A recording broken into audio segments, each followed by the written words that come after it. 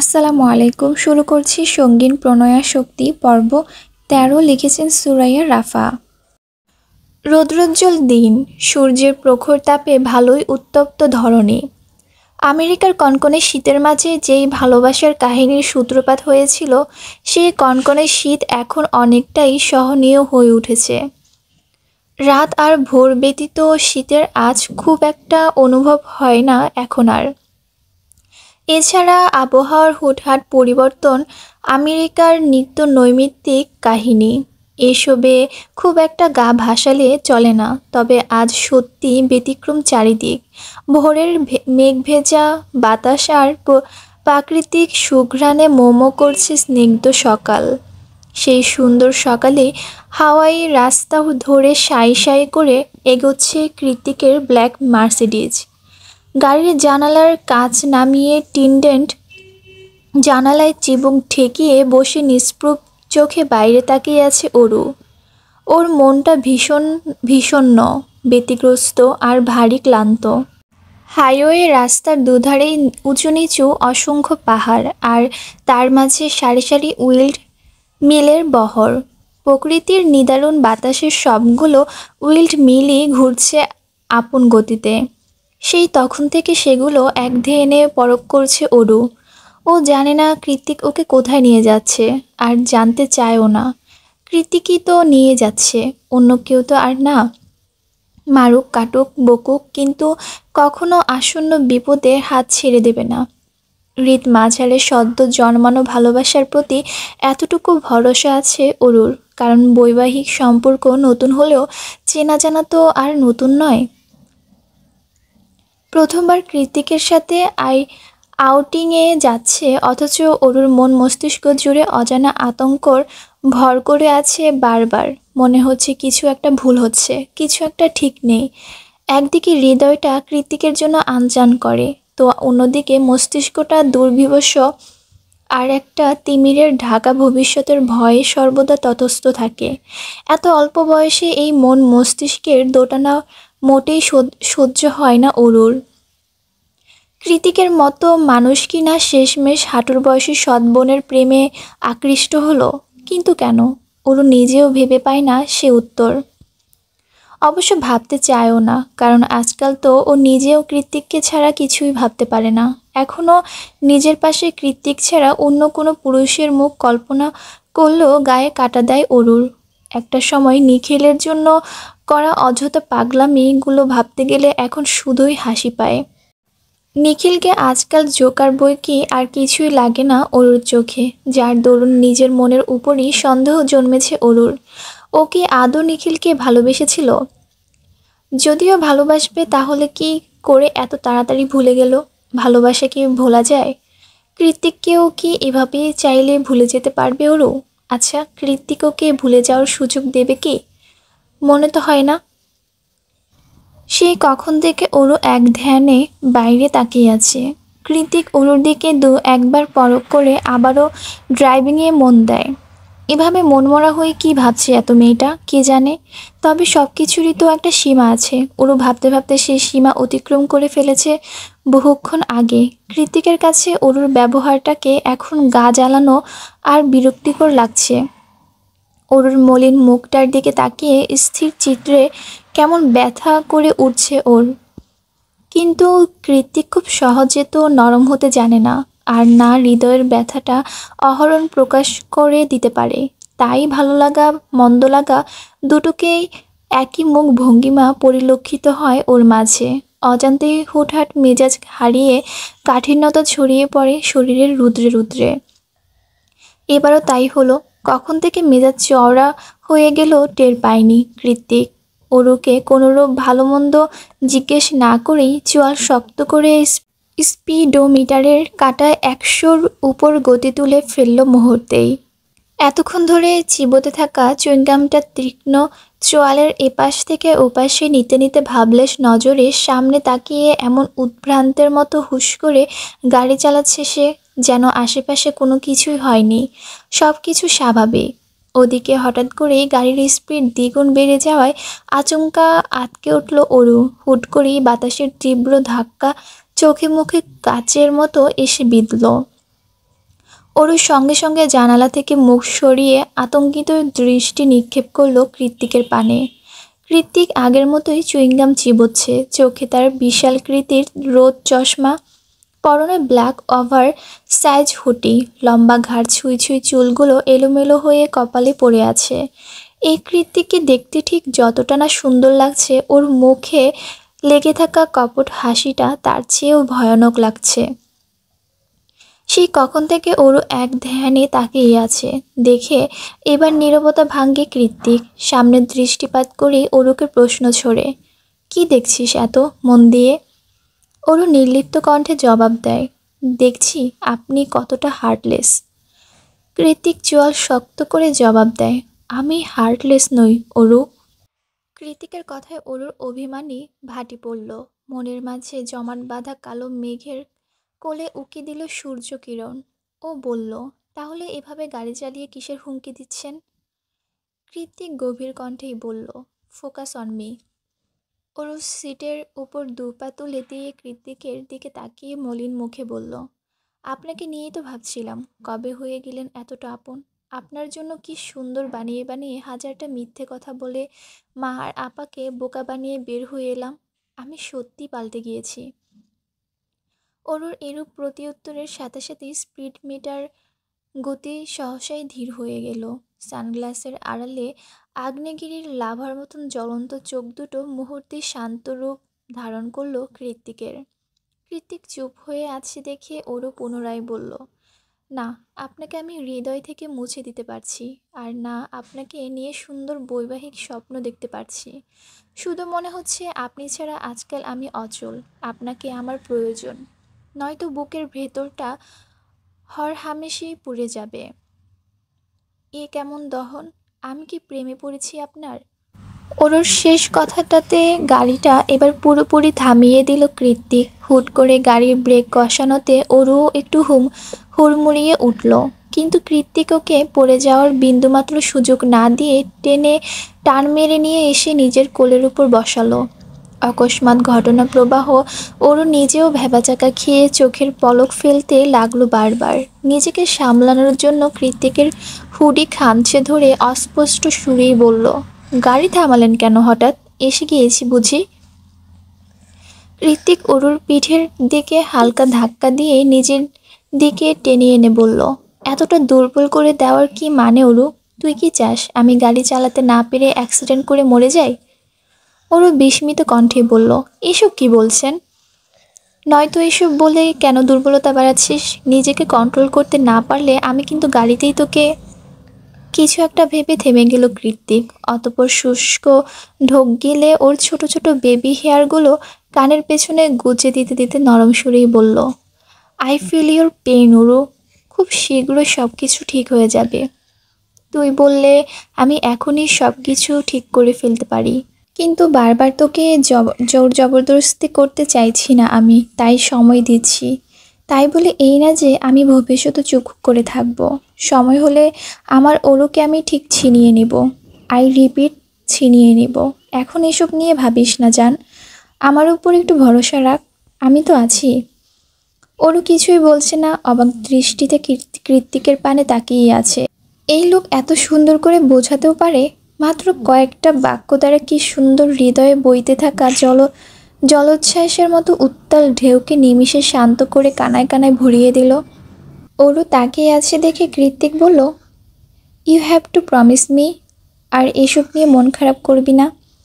ওরও এবার ঠোঁট উল্টে বাচ্চাদের মতো হ্যাঁ না দুদিকেই মাথা নাড়ল। ওরুর কাণ্ডে কৃত্তিক সামান্য হেসে বলল, তুই আমার থেকে অনেক বেশি ছোট ওরু, তাই অনেক কিছু শেয়ার করতে দ্বিধাবোধ করিস, লজ্জিত হোস। এতে অযথা ভাবনার কিছু নেই। আমাদের মধ্যে সেরকম স্বামী স্ত্রীর স্বাভাবিক সম্পর্ক এখনও তৈরি হয়নি। এই দ্বিধা আর সংকোচটুকু তাই অস্বাভাবিকই কিছু নয়। তাই বলে এই না যে আমরা কখনো নর্মাল স্বামী স্ত্রীর মতো হব না। তুই আমার থেকে বয়সে খুব ছোট বলে আমি তোকে ছেড়ে দেব কখনোই নিজের একান্ত ব্যক্তিগত চাহিদাগুলোকে তোর সামনে উত্থাপন করব না। এটা ভেবে থাকলে এখনও ভুলের মধ্যে আছিস জান। একটা সময় আসবে যখন তোর শরীর সম্ভ্রম দিয়ে নয়, আমার শরীর দিয়ে ঢাকা থাকবে, তোর ফর্সা ত্বকের খাঁজে খাঁজে শুধুমাত্র আমার তৈরি করা ক্ষত থাকবে, আর সেটা তুই খুশি মনে ভালোবেসে গ্রহণ করবি। তখন দেখবি এই দ্বিধা, এই জড়তা কোনো কিছুই আর অবশিষ্ট থাকবে না। তোর আমার সব কিছু মিলেমিশে একাকার হয়ে যাবে। তখন তুইও আমাকে নিয়ে বৈবাহিক স্বপ্ন দেখবি। I swear. এতক্ষণ তো ভালোই বোঝাচ্ছিল, কিন্তু হুট করে কী থেকে কিসের মাঝে চলে গেল কৃত্তিক। একে তো কৃত্তিকের কোলের উপর বসা, তার উপর কৃত্তিকের এমন লাগাম ছাড়া জ্ঞানদান, সব মিলিয়ে মাথা নুয়ে চুপচাপ বসে বসে আঙ্গুল দিয়ে কৃত্তিকের হুডির ফিতে ধরে টানাটানি করছে অরু। গলাটা শুকিয়ে কাঠ হয়ে গিয়েছে, কান দিয়ে ধোঁয়া বের হচ্ছে। এই মুহূর্তে এক পা নড়াচড়া তো দূরে থাক, মাথা তুলে কৃত্তিকের ওই ভাসা ভাসা চোখের দিকে তাকানোর শক্তিটুকু অরুর মাঝে অবশিষ্ট নেই। অরু কৃত্তিকের খোলামেলা কথার বেশ লজ্জা পেয়েছে। ব্যাপারটা বুঝতে পেরে কৃত্তিক ইচ্ছে করেই ওকে লজ্জার সাগরে ডুবিয়ে দিতে বলল, do you like sitting here? কৃত্তিকের কথার আসল মানে বুঝতে পেরে অরু হকচকিয়ে বলল, ছাড়ুন, আমি নামব। কৃত্তিক ওকে টেনে ধরে বলল, নো, এখানেই বসে থাক, সময় হলে দুজনই একসাথেই নামব। অরুর লজ্জায় মরে যেতে ইচ্ছে করছে। কেউ শুধু শুধু অহেতুক গাড়ির মধ্যে এভাবে কোলে বসিয়ে রাখে? মানুষ কি বলবে? কৃত্তিক যে এতটা লাগামহীন নির্লজ্জ প্রকৃতির লোক, সেটা আজ প্রথমবার উপলব্ধি করলো অরু। মনে মনে কৃত্তিকের উপর চড়াও হয়ে অরু বলল, আমার আগেই বোঝা উচিত ছিল এই লোক সুবিধার না, যে সারাক্ষণ ডার্ক রোমান্টিক অডিও বুক শুনে সময় পার করে সে কিভাবে ভদ্রলোক হতে পারে। কৃত্তিক সেই তখন থেকে কোলের উপর বসিয়ে রেখেছে অরুকে। ওদিকে অরুর প্রচুর বিরক্ত লাগছে এভাবে বসে থাকতে। কতক্ষণ এভাবে বসে বসে কালো হুডির কালোর বিশ্লেষণ করা যায়? কালো দেখতে দেখতে চোখ ধরে এসেছে ওর, তাই টিকতে না পেরে নীরবতা ভেঙে অরু শুধালো, আপনি আমার শরীরের ক্ষত কেন করবেন? আপনি কি ডাকাত? কৃত্তিক এতক্ষণ ব্যাকসিটে মাথা এলিয়ে দিয়ে চোখ বন্ধ করে রেখেছিল। হঠাৎ অরুর এমন প্রশ্ন শুনে নিজের হাত দিয়ে অরুর ঘাড়টা সামনে টেনে এনে মুখের কাছে মুখ নিয়ে ও হিসিয়ে বলল, I like dark romance baby. নরম সরম আদরে আমার পোষায় না। আমি যেখানে টাচ করি সেখানে ক্ষত বানিয়েই তবে ছাড়ি। এই জন্যই বলি, এখন সময় দিচ্ছি, নিজেকে প্রস্তুত কর। ছোট বলে মোটেই ছেড়ে দেব না। তোর কাছাকাছি এলে নিজের মধ্যে থাকি না আমি, পরে আমাকে দোষ দিতে পারবি না। কৃত্তিকের অসহনীয় কথায় অরুর কান বন্ধ হয়ে যাওয়ার উপক্রম মনে মনে ভাবল, কি প্রশ্ন করলাম আর উনি কি উত্তর দিল? এই লোকের মাথায় কি সবসময় এইসবই ঘোরে? ছি। কৃত্তিক আবারও ব্যাকসিটে মাথা এলিয়ে দিয়েছে। ওরও এবার রাগ দেখিয়ে কিছু বলতে যাবে, তার আগে গাড়ির জানালা দিয়ে উকি দিল সায়র। কৃত্তিক একইভাবে ওরুকে কোলে নিয়ে শুধালো, কি চাই? সায়র কৃত্তিকের কথায় পাত্তা না দিয়ে অরুর দিকে চাইল, যে আপাতত সায়রকে দেখে ওড়না দিয়ে নিজের নাক মুখ পেঁচিয়ে মমি হয়ে কৃত্তিকের কোলে বসে আছে। অরুর অবস্থা দেখে সায়র ঠোঁটে চেপে হাসি সংবরণ করে বলল, বাব্বা কৃত্তিক, ভালোই তো উন্নতি হয়েছে তোর বাচ্চা বউয়ের। সেবার তো বিয়ে হয়ে গিয়েছিল বলে থাইল্যান্ডে বসে কাঁদতে কাঁদতে নাকের পানি চোখের পানি একাকার করে আমেরিকা পর্যন্ত বন্যা বানিয়ে ফেলেছিল, আর এখন কি সুন্দর কোলে বসে আছে। কি খাইয়ে বড় করে ফেললি এত তাড়াতাড়ি? কৃত্তিক হাই তুলে বলল, স্পেশাল ডোজ। তোদের মতো সিঙ্গেল মানুষ এসব বুঝবে না। কৃত্তিকের মুখে লাগাম টানার জন্য ওরও এই প্রথমবার সাহস করে একটা কাজ করে বসলো। ও এগিয়ে এসে দুহাত দিয়ে কৃত্তিকের মুখ চেপে ধরল। কৃত্তিক ওরুর চেপে রাখা হাতের মধ্যে থেকে অস্পষ্ট সুরে সায়রকে বলল, আমার বউ লজ্জা পাচ্ছে, যা ভাগ শালা। সায়র ফোঁস করে একটা নিঃশ্বাস ছেড়ে বলল, বাস ওয়েট করছি, জলদি আয়। অতপর যেতে যেতে অসহায় সুরে বলল, আমার যে কবে একটা বউ হবে? হে উপরওয়ালা, আর কতদিন সিঙ্গেল রাখবে তুমি আমায়? একটা আমেরিকান গার্লফ্রেন্ড জুটিয়ে দিলেই তো পারো। চারিদিকে পাহাড় বেষ্টিত অরণ্য ঘেরা নির্জন পরিবেশে সরু পিচঢালা রাস্তার এক মাথায় দাঁড়িয়ে আছে মিনি সাইজের একটা অত্যাধুনিক বাস। কৃত্তিক হাতের মুঠোয় অরুর ছোট্ট হাতটা চেপে ধরে এগিয়ে যাচ্ছে সেদিকেই, যেন অরুর কোনো বাচ্চা মেয়ে হাত সারলেই দুষ্টামি শুরু করে দেবে। এদিক ওদিক তাকিয়ে বাসটাকে পর্যবেক্ষণ করে অরু যেতে যেতে বলল, এখন আবার বাসে কোথায় যাব? গন্তব্য, ছোট্ট করে উত্তর দিল কৃত্তিক। ওর মনটা ভালো, তাই হয়তো এতটুকু উত্তর পেয়েছে অরু। যেহেতু কৃত্তিক খুব একটা কথা বলে না, তাই আশেপাশের সুন্দর পরিবেশ দেখতে দেখতেই হাঁটতে লাগলো অরু। অতঃপর হাঁটতে হাঁটতে কৃত্তিকের হাত ধরেই বাসে উঠে এলো। বাসের ভেতরে এলিসা, অর্ণব, ক্যাথলিন আর সায়র বসা। ক্যাথলিন মাথায় বাকেট হ্যাট পরে আছে। ও ওরুকে দেখেও না দেখার ভান করে বসে রইল। তাকাতে যাবে, তারপর আবার কৃত্তিক রেগেমেগে এসে কি কেটে কেটে নেবে কে জানে। তার চেয়ে না তাকালেই মঙ্গল। ওরুকে দেখে এলিসা আগ বাড়িয়ে বলল, ওরু, আমার কাছে এসে বসো। এলিসার আন্তরিকতা, ওরু এগিয়ে গিয়ে এলিসার পাশে বসলো, আর কৃত্তিকও চলে গেল পেছনে সায়র, অর্ণবের কাছে। ওরু পাশে বসতেই এলিসা সম্মোহনী হাসি দিয়ে শুধালো, আপুর উপর রাগ করে আছে বুঝি? ওরু এদিক ওদিক না সূচক মাথা নাড়িয়ে বলল, আমি তোমার উপর রেগে নেই আপু, তুমি তো আর কিছু করনি, জেকে বাধাও তো দেইনি। এলিসার কথায় ওরু এবার ঘাড় ঘুরিয়ে পেছনে কৃত্তিকের পানে চাইল, যে খুব গভীর মনোযোগে আইপ্যাড স্ক্রল করছে আর সায়র অর্ণবের সাথে কিছু একটা নিয়ে আলাপ করছে। তারপর পুনরায় এলিসার দিকে তাকিয়ে বলল, এখানে কারোরই কোনো হাত নেই আপু, আমি বোধহয় ওনার বুকের বাঁ পাশের পাঁজর দিয়ে তৈরি হয়েছিলাম, তাই ডেস্টিনি এড়াতেই পারিনি। ওরুর এমন সহজ স্বীকারোক্তি এলিসার ঠোঁট প্রসারিত হয় মৃদু হাসিতে। ওরুর হাতটা নিজের হাতের মাঝে নিয়ে অবিশ্বাসের সুরে এলিসা বলে, তুমি কল্পনা করতে পারবে না ও তোমার জন্য ঠিক কতটা পাগল, শুধু আমরাই জানি।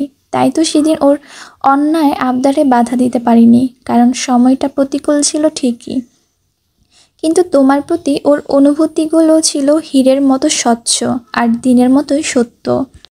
হি is literally obsessed with you, Oru. আর সেদিন কেউ তোমার মায়ের অপারেশন বন্ধ করেনি, যে কে মিথ্যে বলে তোমাকে ভয় দেখিয়েছিল, যাতে তুমি দ্রুত বিয়েতে হ্যাঁ বলে দাও। এলিসার কথার পাছে ওরু আর কিছুই বলল না। আজ ওর সামনে নতুন করে কৃত্তিকের আরও খানিকটা রহস্য খোলাসা হলো। তার মানে কৃত্তিক নিজেকে যেমনটা দেখায়, কৃত্তিক আসলে তেমনটা নয়, পুরোপুরি ভিন্ন একটা মানুষ। ওরা যখন হিজিবিজি ভাবতে ভাবতে চুপচাপ বাইরে তাকিয়েছিল, তখনই এলিসা ওকে হটডগ এগিয়ে এগিয়ে দিয়ে বলল, নাও এটা খাও। সকাল থেকে না খেয়ে খেয়ে খিদের পেট চো করছে অরুর। এখন খাবার দেখে খিদেটা যেন আরও দ্বিগুণ বেড়ে গিয়েছে, তাই দেরি না করে হাত বাড়িয়ে খাবারটা নিতে যাবে। তৎক্ষণাৎ পেছন থেকে এলিসাকে উদ্দেশ্য করে কৃত্তিক বলল, এলিসা, ওরকে কিছু খাওয়াস না, ক্যাম্পিং ভ্যানে গিয়ে একেবারে খাবে, ওর এখন মাথা ঘোরাচ্ছে, এখন খাওয়ালে বমি করে সারা দেশে ভাসিয়ে দেবে, তখন আবার আমার যত জ্বালা। এলিসা তাড়াতাড়ি করে খাবারটা ওরুর সামনে থেকে সরিয়ে নিয়ে উদ্বিগ্ন হয়ে বলল, ওরু, সত্যি তোমার মাথা ঘুরছে? ওরু মেকি হেসে নিজের রাগ সংবরণ করে বলল, একটু আপু। অতঃপর কৃত্তিকের দিকে তাকিয়ে কটমটিয়ে বলল, আমি মোটেই বমি করে সারা দেশ ভাসাই না। কৃত্তিক গভীর মনোযোগে আইপ্যাড দেখছে, সেই সাথে হটডগে কামড় বসাতে বসাতে ওরুকে বলছে, ডোন্ট টক হার্টবিট, বমি চলে আসবে। ওরু মুখে ভেঙচি কেটে সামনে তাকিয়ে বলল, অসহ্য। জ্যোৎস্না রাতে আকাশে রূপোর থালার মতো চাঁদ উঠেছে। তার আশেপাশে নির্ভীক সৈন্যের ন্যায় পাহাড়ে দাঁড়িয়ে অগণিত তারকারাজি। চাঁদ আর তারকাদের রূপলি আলোয় ভেসে যাচ্ছে পুরো পাহাড়ের এই মাথা থেকে ও মাথা। পাহাড়ের চূড়ায় তিনটে ক্যাম্পিং ভ্যান পাথরের মূর্তির মতো স্থির দাঁড়িয়ে আছে, সেগুলো কৃত্রিম আলোয় আলোকিত। ক্যাম্পিং ভ্যানগুলোর মাঝখানে যে আঙ্গিনার মতো ছোট্ট জায়গাটুকু পড়ে আছে, সেখানে ক্যাম্প ফায়ার জ্বালানো হয়েছে। সন্ধ্যা নামতে একটু একটু হিমেল হাওয়া বইছে পাহাড়ের গায়ে, তবে এই মুহূর্তে কারোরই সেই বাসন্তীর হিমেল হাওয়াতে নজর নেই। আপাতত একযোগে সবার দৃষ্টি ধরে রেখেছে অর্ণব আর এলিসা। সবাই যখন ক্যাম্প ফায়ারের চারিদিকে গোলাকার হয়ে বসে গল্পগুজবে মেতে উঠেছিল, তখনই সবার মধ্যে থেকে অর্ণব উঠে এসে এলিসার সামনে হাঁটু গেড়ে বসে পড়ে। এলিসা অবাক হয়ে দাঁড়িয়ে গেলে অর্ণব হাতে থাকা চকচকে হিরে খচিত রিংয়ের বক্সটা বাড়িয়ে দেয় এলিসার পানে। ক্যাম্পিং করার নাম করে পাহাড়ে এসে অর্ণব এভাবে সারপ্রাইজ করে দেবে সেটা কল্পনা করেনি এলিসা। অবাকের চরম সীমানায় গিয়ে মুখের উপর হাত রেখে এলিসা বলল, কি করছিস তুই? মাথা ঠিক আছে? সবাই দেখছে তোকে। অর্ণব বলল, দেখুক, এখানে সবাই আমার ভালোবাসার পাগলামিগুলো দেখে দেখে অভ্যস্ত। এলিসা, তোকে প্রথম দেখে ভালোবেসেছিলাম আমি, বলতে পারিস লাভ অ্যাট ফার্স্ট সাইট। তারপর যতগুলো বছর একসাথে বেস্ট ফ্রেন্ড হিসেবে কাটিয়েছি, তোর প্রতি ভালোবাসাটা আমার বেরিয়ে গিয়েছে দ্বিগুণ তালে, কমেনি কখনো। তোর মনটাকে জিতে নেবার আসক্তি, তোকে আপন করে পাবার নেশাটা শরীরের নিউরনে নিউরনে ছড়িয়ে পড়েছে আমার। এখন মনে হচ্ছে এক পক্ষীকে বাসতে বাসতে তুই আমার বেধিতে পরিণত হয়েছিস। আরুদ্ধ বেধি। আমার এই আরুদ্ধ বেধি সারাতে তোকে বড্ড প্রয়োজন এলিসা। তুই কি পারবি না নিজেকে আমার নামে লিখে দিতে? এই মুহূর্তে আমাকে ফিরিয়ে দিলেও আমি এ জীবনে তোর পিছু ছাড়ব না, তুই এটা ভালো করেই জানিস। আর আমিও এটা জানি তুই আমাকেই ভালোবাসিস। তাই বলছি Elisa, will you be mine for a life time commitment? Elisa চুপচাপ দাঁড়িয়ে আছে, হ্যাঁ না কিছুই বলছে না দেখে অর্ণব পুনরায় বলল, এখন ফিরিয়ে দিলে অসুবিধা নেই, আমি আবার তোকে প্রপোজ করব, সমস্যা নেই। তোকে ভালোবাসতে বাসতে এমনিতেই বন্ধুমহলের নির্লজ্জ খেতাবে প্রাপ্ত হয়েছি। অর্ণবের শেষ কথায় ডুকরে কেঁদে উঠল এলিসা। কাঁদতে কাঁদতে হেঁচকি টেনে বলল, কে বলেছে আমি তোকে ফিরিয়ে দেব? আমি কি এতটাই খারাপ যে নিজের ভালোবাসার মানুষের মন বুঝতে পারি না? অর্ণব একগাল হেসে বলল, তাহলে হাতটা দে, রিং পরাই। এলিসা তৎক্ষণাৎ নাক টেনে হাত বাড়িয়ে দিল। অর্ণব এলিসার অনামিকা আঙ্গুলে রিং পরিয়ে উঠে দাঁড়িয়ে চট করে এলিসার ঠোঁটে ঠোঁট ডুবালো। ওদের এই গভীর প্রেম নিবেদন এক পক্ষ মন দিয়ে দেখছিল অরু। ভালোই লাগছিল এমন ভালোবাসার পূর্ণতা দেখতে, কিন্তু হঠাৎ করে এভাবে সবার সামনে এতটা অন্তরঙ্গ আলিঙ্গন দেখে সংকোচে চোখ সরিয়ে ফেলল অরু। অরু চোখ নামিয়ে মাথা নত করে চুপচাপ ঘাস ছিঁড়ছে। তখনই কোথা থেকে এগিয়ে এসে সবার আড়ালে ওকে হ্যাঁচকা টান মেরে ক্যাম্পিং ভ্যানের পিছন নিয়ে গেল কৃত্তিক। চাঁদের নিয়ন আলোতে কৃত্তিকের মাদকতা মিশ্রিত চোখ দুটো দেখে অন্তরাত্মা কেঁপে উঠল অরুর।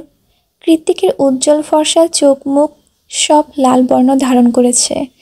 স্বাভাবিকের যে একটু দ্রুতই শ্বাস নিচ্ছে সে। কৃত্তিকের এমন উদ্ভ্রান্ত রূপ দেখে অরু সচকিত হয়ে শুধালো, কি হয়েছে আপনার? জ্বর এসেছে দেখি। অরু কৃত্তিকের কপাল ছোঁয়ার জন্য হাত বাড়ালে কৃত্তিক সেটাকে খপ করে ধরে বিনা বাক্যে দ্বিতীয়বারের মতো নিজের ডার্ক ব্রাউন ওষ্ঠযুগল অরুর নরম তুলতুলে অধরে মাঝে ডুবিয়ে দেয়। অরুর সংস্পর্শে আসার সঙ্গে সঙ্গে এক অবাধ্য উন্মাদনায় ছেয়ে গিয়েছে কৃত্তিকের শরীর, মন, সব কিছু, যার ফলস্বরূপ অরুর ঠোঁটের গভীর থেকে গভীরতা রহস্য উন্মুক্ত করার মত্ত হয়ে আছে কৃত্তিক। হঠাৎ করে আবারও সেদিনের বেসামাল অনুভূতির জোয়ার এসেছিল অরুর মাঝেও, কিন্তু কতক্ষণ? এখন কৃত্তিকের অতিরিক্ত চাহিদা পূরণ করতে গিয়ে দম নেওয়াই দায় হয়ে উঠেছে ওর। তার উপর অবাধ্য হাতের স্পর্শ, এমন আকস্মিক আক্রমণে অরুর যখন প্রাণ যায় অবস্থা, তখন কৃত্তিক নিজেই ছেড়ে দিল ওর অধর। একটুখানি দম নিয়ে নিঃসংকোচে হাত নিয়ে রাখলো অরুর গলায়, অতঃপর একটানে ওড়নাটা খুলে ছুঁড়ে ফেলে দিল পাহাড়ের ঢালে। এতক্ষণ যেভাবেই হোক কৃত্তিকের করা পাগলামিগুলো মুখ বুজিয়ে সহ্য করে নিয়েছে অরু, কিন্তু এবার কৃত্তিকের অস্থিরতা আর নেশা ধরা চাহনি দেখে বেশ ভড়কে গিয়েছে ও।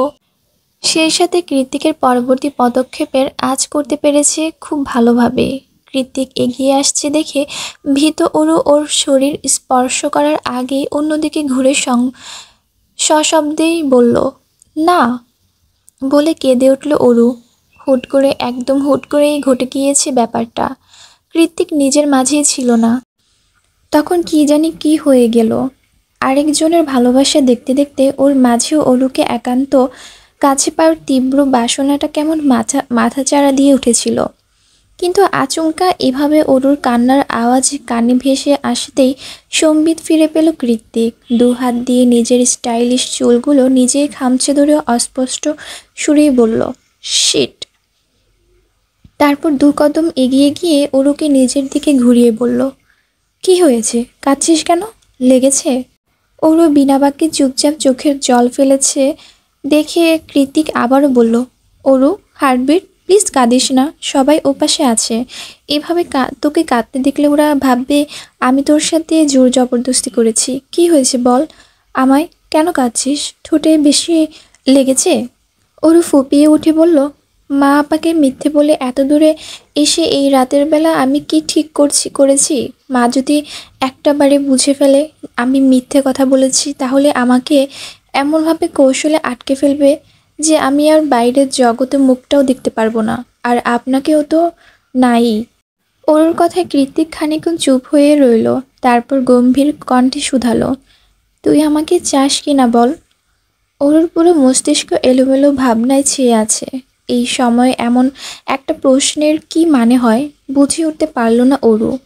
অরু চুপ হয়ে আছে দেখে কৃত্তিক পুনরায় একই প্রশ্ন করল, তুই আমাকে চাস কিনা বল? কি বলছেন এ? অরুকে মাঝখানে থামিয়ে দিয়ে কৃত্তিক আবারও বলল, হ্যাঁ অথবা না, এর বাইরে আর একটা টু শব্দ শুনতে চাই না। অরু দেখল কৃত্তিকের একটু আগের সেই আবেগপূর্ণ প্রেম চেহারা হুট করে কোথায় গায়েব হয়ে গিয়েছে। চোখের মাঝে অনুভূতির ছিটেফোঁটাও অবশিষ্ট নেই। এখন যা আছে তা কেবলই বংশানুক্রমে পাওয়া আভিজাত্য আর কর্তৃত্ব স্বয়ংসম্পূর্ণ ধারালো রূপ। ওর ভয়ার্ত দৃষ্টিতে চেয়ে আছে দেখে কৃত্তিক ওকে ঘুরিয়ে দাঁড় করিয়ে দিয়ে বলল, তোর হাতে 5 মিনিট সময় আছে, টেক ইউর টাইম, আমি এখানেই আছি, কোথাও যাচ্ছি না। এবার কৃত্তিকের কথাটাতে একটু সিরিয়াসলি নিয়ে সত্যি সত্যি ভাবতে শুরু করলো। সেই শুরু থেকে শেষ পর্যন্ত প্রথম দিন এসে ভুল করে কৃত্তিকের বিছানায় ঘুমানো, ভরা গ্যালারিতে সবার সামনে ওর ওড়না দিয়ে নিজের ঘাম মোছা, এলিসার জন্মদিনে কৃত্তিকের অনেকটা কাছাকাছি আসা, ওর উপর কৃত্তিকের বারবার অধিকার ফলানো, প্রতিবার বিপদে ঢাল হয়ে রক্ষা করা, জঙ্গলে হারিয়ে যাওয়ার পর হেলিকপ্টারের করে ওকে সেভ করা, নিজের হাত কেটে হলেও ওকে বাঁচানো, নূপুর চুলের মতো ক্ষুদ্র ক্ষুদ্র জিনিসকে যত্ন করে আগলে রেখে দেওয়া, নিখিলের সত্যিটা জানার পর ওকে সামলানো, নিজের জীবনের সাথে ওর জীবনটাকে ইচ্ছে করে জড়িয়ে ফেলা। সেদিন কৃত্তিকের বাড়ি ছেড়ে আসার সময় রাগের মাথায় নিজের গোপনীয় সত্যি কথাটা অজান্তেই স্বীকার করে ফেলা, রাতের আধারে না ঘুমিয়ে ওকে এক নজর দেখতে আসা, আর সবশেষে এলিসার বলা কিছু চরম সত্যি। তুমি কল্পনাও করতে পারবে না ও তোমার জন্য ঠিক কতটা পাগল। হি লিটারেলি অবসেসড উইথ ইউ। হঠাৎ করেই ওর মনে হতে লাগলো প্রথম থেকে সব কিছু যেন একই সুতোয় গাঁথা। কেবল অরুরই কিছু টের পায়নি, কিছু বুঝতে পারেনি। কি করেই বা পারত? ও তো কখনো কৃত্তিকের ভালোবাসা খুঁজতেই যায়নি। নিজেকে বারবার বসিয়ে এসেছে কৃত্তিকের অপছন্দের তালিকায়, অথচ এখন মনে হচ্ছে কৃত্তিকের মতো করে ওকে কেউ কখনো ভালোবাসতেই পারবে না, কোনোদিনও না। যাই হয়ে যাক, কৃত্তিকের ভালোবাসাকে পায়ে ঠেলে দেওয়ার সাধ্য অরুর নেই। তাছাড়া ও নিজেও তো কৃত্তিকের প্রেমে পড়েছে, এটা কি করে অস্বীকার করবে? Your time is over. পেছন থেকে কৃত্তিকের আওয়াজ ভেসে আসতেই ওরও ঘাড় গড়িয়ে তড়িৎ বেগে বলল, আমি চাই। কি চাস? ওর এবার ছুটে কৃত্তিকের গলা জড়িয়ে ধরে দুটো শরীরের মাঝে সমস্ত দূরত্ব ঘুচিয়ে ঝাঁপিয়ে পড়ে বলল, আমি আপনাকে চাই জেকে। কৃত্তিক একটা রহস্যময় হাসি দিয়ে বলল, তুই চাইলি বা কি আর না চাইলি বা কি, আমার হাত থেকে তোর এই জীবনে নিস্তার নেই। আমি তো কেবল তোর হৃদয়ের সুপ্ত অনুভূতিগুলোকে তরতাজা করলাম মাত্র। কৃত্তিকের কথায় কান না দিয়ে ওরও আবারও বলল, আমি আপনাকেই চাই, নিজের স্বামীরূপে। আপনাকে ছাড়া অন্য কোনো পুরুষকে আমি কল্পনাও করতে পারি না, বিশ্বাস করুন।